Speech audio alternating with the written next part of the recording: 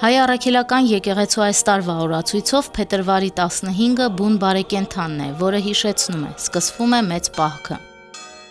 Մայրաթոր Սուրբ Էջմիածնում ամենայն հայոց կաթողիկոսի հանդիսապետությամբ տոնական պատարագ մատուցեց Տեր Գրիգոր Աբեղամինասյանը։ Բարեկենդան է կոչվում շաբաթապահքերին եւ մեծ պահքին նախորդող օրը, որի ընթացքում թույլատրվում են չափավոր վայելքներ եւ տարբեր ուտեստներ։ Բուն բարեկենդանը հավատացյալին հիշեցնում է Ադամի ու Եվայի դրախտային կյանքը, ուր չկար ցավ, տառապանք, մեղք հիվանդություն, քանի որ նրանք ապրում էին Աստծո մշտամնա ներկայության մեջ։ Իր քարոզում ասաց Տեր Զաքարիա ծայրագույն վարդապետ Բաղոմյանը։ Մեզ հիշեցնում է ոչ միայն դրախտային կյանքի մասին, այլ նաև մեկ անգամ ևս ասում, որ ով մարդ դու որ արարված ես Աստծո պատկերով, քո իրական տեղը դրախտում է։ Եվ այս դրախտը գտնելու, վերագտնելու ապագը դրված է մարդու մեջ։ Բարեկենդանին մարդիկ սգից անցնում են ուրախության, չարչարանքից խաղաղության։ Այս կիրակին հիշեցնում է դրախտի մասին, այն մի ընկալեք որպես վայր, այլ մի իրավիճակ, երբ մեր հոգում ու սրտում մենք մեր Աստծուն ունենք։ Իր քարոզում ասաց Հայր Սուրբը, նշելով Աստծո օգնականությամբ մենք կարող ենք հաղթահարել ամեն փորձություն եւ ամեն մարտահրավեր։ Աստծո ներկայությամբ անհնարինը հնարավոր է դառնում։ Բուն բարեկենդանը արտության կոչ է քրիստոնյաների համար, որ ասում է,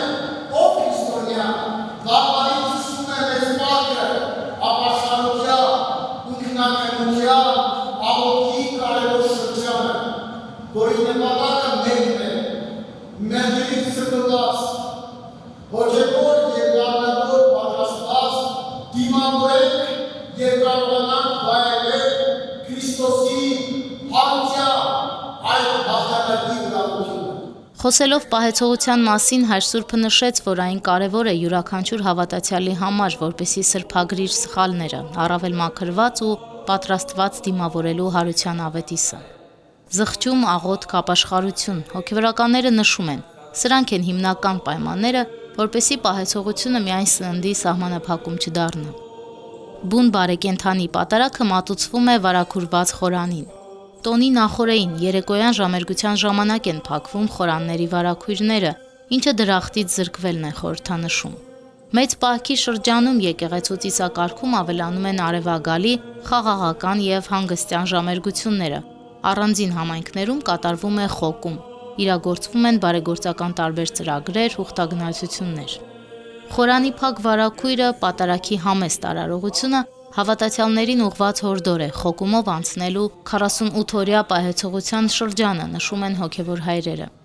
Պահքի 40 օրը խորհրդանշում է անապատում Քրիստոսի 40-օրյա աղոթքը, ծոմապահությունը եւ ապաշխարությունը։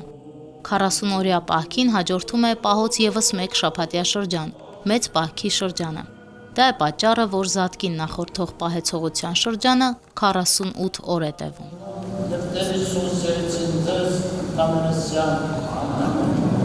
Անուշ Առաքելյան, Գևորգ Ավագյան, Եկեղեցական կյանք։